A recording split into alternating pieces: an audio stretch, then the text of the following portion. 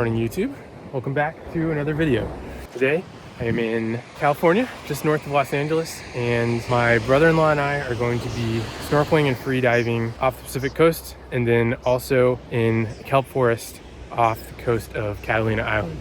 So it's gonna be exciting to explore some new marine habitats. There's gonna be a lot of wildlife and plants that I'm not super familiar with, so we'll be learning as we go a little bit. Yeah, I mean, this place is incredible. Really excited to get underwater and explore this Pacific coastal environment. So hope you guys enjoy coming along for the ride, and I'll see you out there. Before heading down to the water, I had to take a moment to soak in the Pacific coastal bluff habitat. A bizarre community of native and non-native plants do what they can to keep this environment from tumbling down into the sea. Pro tip, native plants are way better at soil stabilization than the abundant invasive species.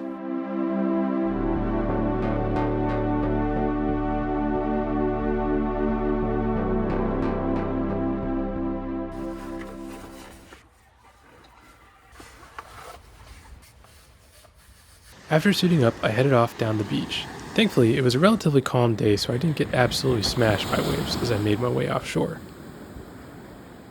So I was talking to the lifeguard, and she had said that there's a good chance I'd see lobsters out there. And oh my gosh, she was not wrong. But first, let me back up a bit. A short swim brought me below the bluffs, and it wasn't long before I found my first sign of life in the water. A single blade of kelp came floating by, indicating that some amazing underwater habitats were not too far off. Although most of the ocean floor in the nearby area was open sand, I did find a large boulder that was covered in aquatic vegetation, including a small bit of kelp. The waves were still churning up quite a bit of sand, giving the water a milky blue color. I was severely underweighted at this point, and it was taking quite a bit of effort to power down to the bottom. But I kept at it, and it wasn't long before it paid off. I saw some more boulders through the sandy haze, and suddenly I was face to face with more lobsters than I have ever seen in my life.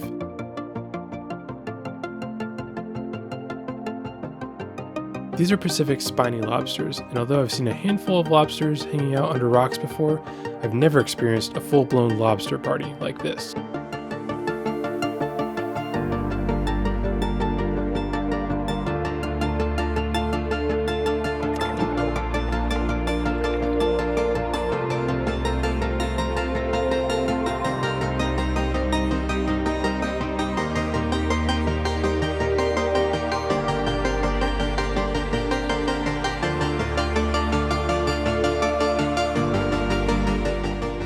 I left the lobsters to whatever they were up to and headed a little farther offshore to enjoy the deep, clear blue waters of the Pacific.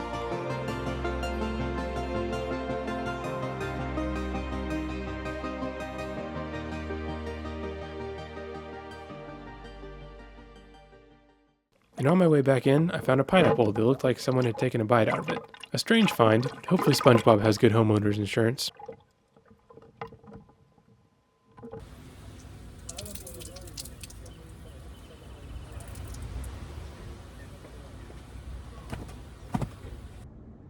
Had to get the camera all set out the night before because we have an early start in the morning. 4:30 a.m. Here we go. Dark and early, we headed out to the Port of Long Beach to the Catalina Island ferry. Alright, we're on board the ferry. I'm on the top deck so I can look for animals along the way. Here we go. Thankfully, the ferry had these awesome cup holders.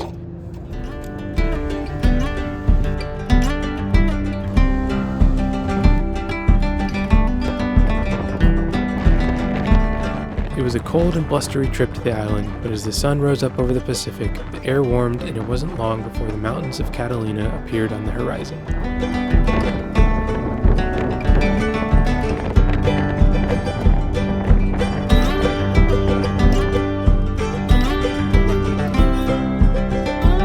I just got off the boat and you can already see Garibaldi fish in the water, and the viz is looking tight. First things first, we gotta hit up a dive shop and get a bunch of weights and fins, and then we should be good to go. Can you pull my beaver tail down?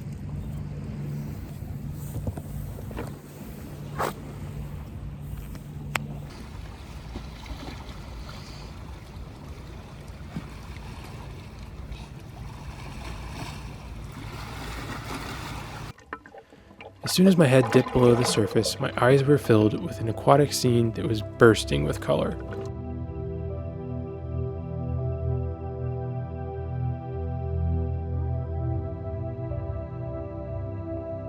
Vibrant blues, yellows, purples, and oranges were in every direction. Kelp stalks loomed in the distance, and smaller kelp swirled about in the waves below me.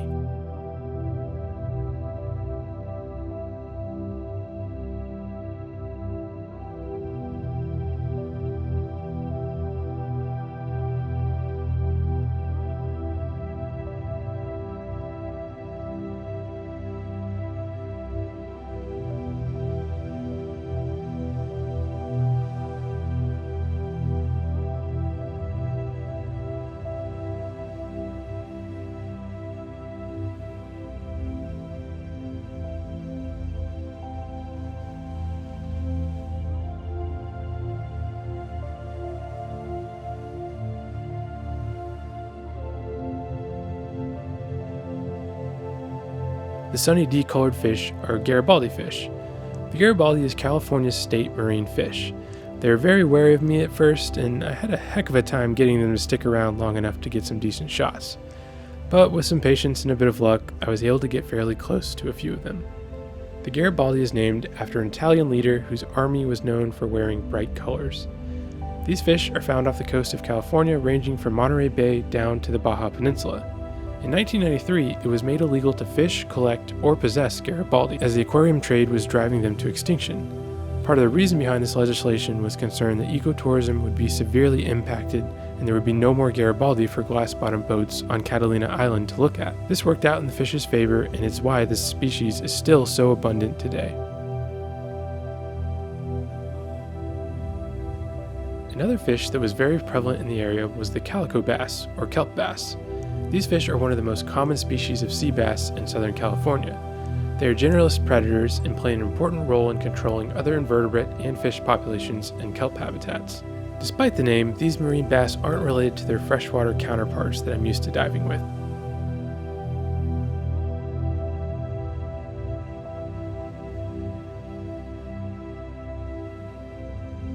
Although they are nowhere near as brightly colored as the Garibaldi, their mottled appearance is still pretty striking, and it was awesome to watch them cruise through the kelp.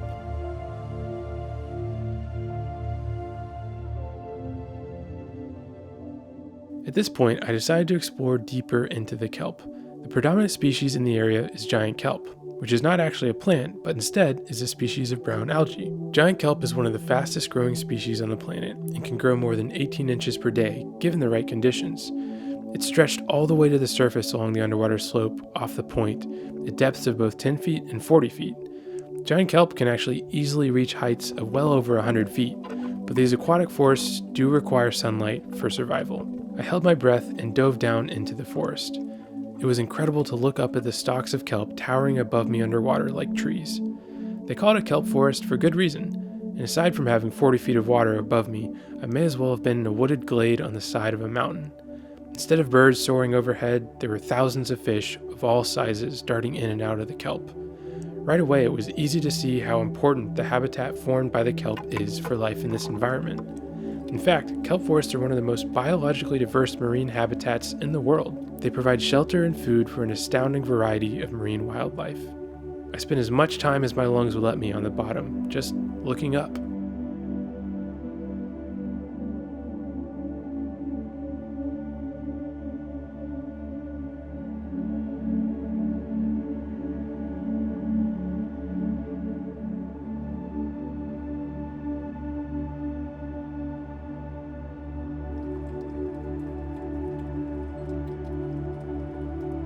Like other types of algae, kelp does not have roots, but instead anchors itself to the rocky substrate of the ocean floor by what's called a holdfast.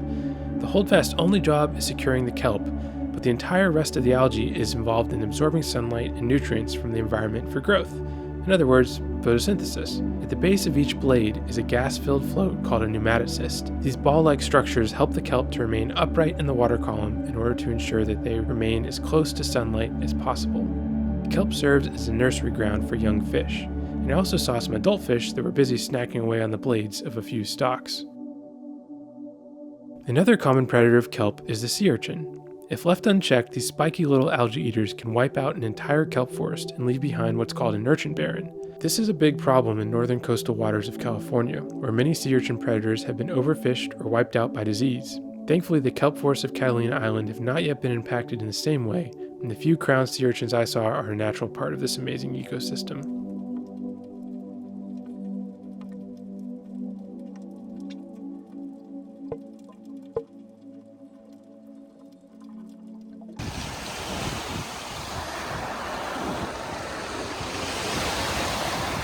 Made it to second place we're going to try and dive. Conditions have gotten a little worse. The wind's picked up a good bit, but still looks like there might be some viz out there, so going to check it out, and then if it's poopy, we'll go back to the first place. So far, it's been awesome. The second dive location was Lover's Cove, a little bit farther south on the island. The kelp in this area was a little more sparse, with stretches of empty sand laying scattered along the ocean floor.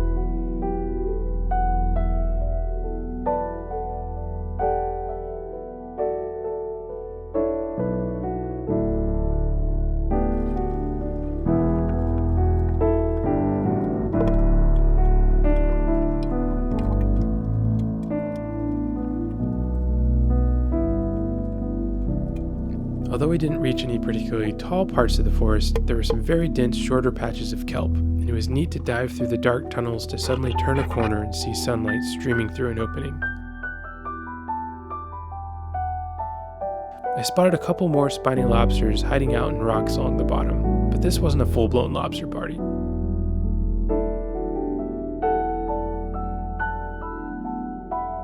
I followed a small group of opal-eye fish around the corner of some kelp, and sure enough, around the bend I stumbled across a huge school in an opening along the ocean floor, and I was able to watch as they circled all around me.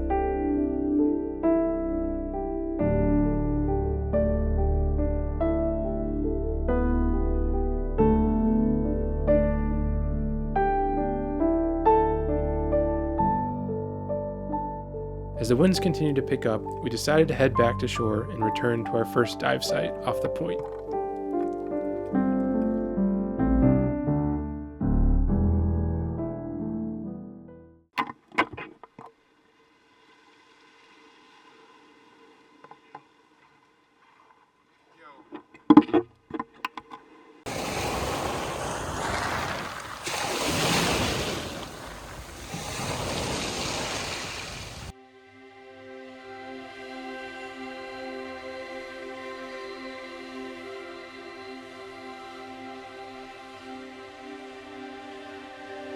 As we got back in the water by the casino, I was blown away by the number of Calico Bass and Garibaldi fish hanging out right offshore. I didn't think it was possible, but it felt like the underwater world was even more colorful than before.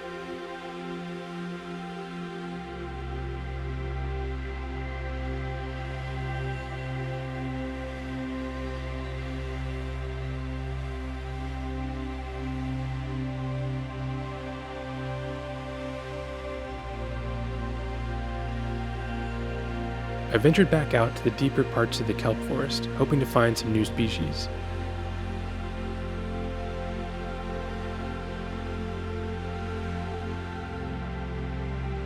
After quite a bit of searching, I noticed what looked like a blade of kelp moving freely. Sure enough, it was a fish that was almost indistinguishable from the kelp. This is the giant kelpfish. They aren't particularly large, but boy are they perfectly camouflaged for life in the kelp forest.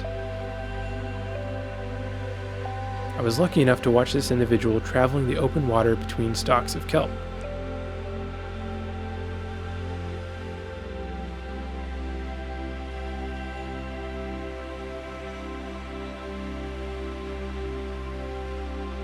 It's a perilous moment for the fish, but as soon as it reached its destination, it instantly vanished amongst the kelp blades.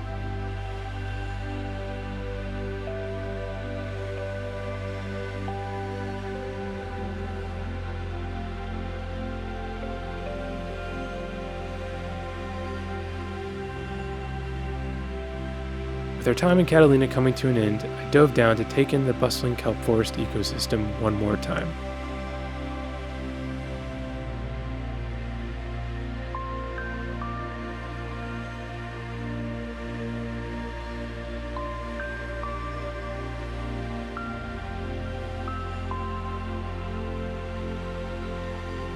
The trip had left me with a deep sense of respect for the critical role kelp plays in the health of these marine environments, and a fresh reminder of the importance of protecting these incredible underwater forests.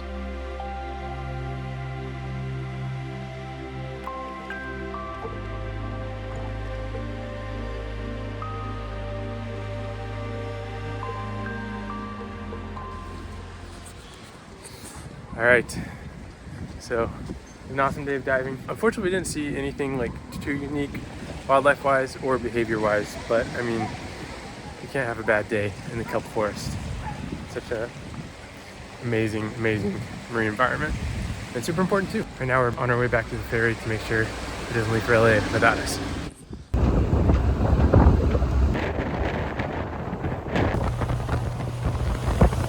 After a saltwater dive, you gotta give the rig a good freshwater bath. That, and I also just thought it was cool how my dive lights made the whole bathroom glow. Okay.